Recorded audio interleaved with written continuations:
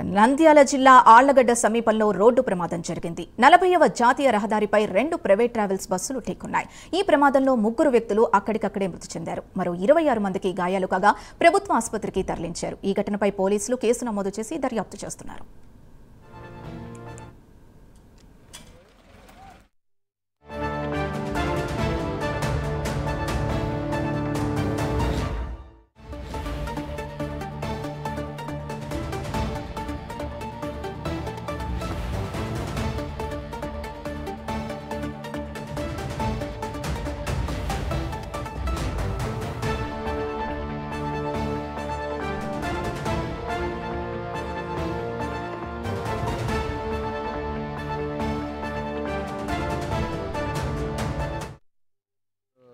మెట్ట వద్ద alpha engineering college వద్ద 2 హైర్ బస్సులు ఒకటి ముందు నుంచి వెళ్తూ వెనకాల నుంచి గుద్దడం జరిగినది.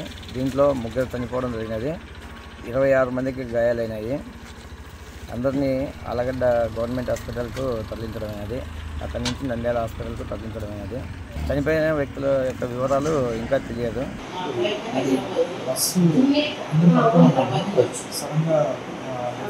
కాలువలో దిగిపోయింది బస్సు. వెనక నుంచి ఎవరో గుద్దారని చెప్పారు. ఇంకా మధ్యలో బస్సు నుంచి లేదా బస్సులో ఉన్న అందరికీ వెళ్ళింది. నాకు తెలిసి 3 చనిపోయారని చెప్పారు.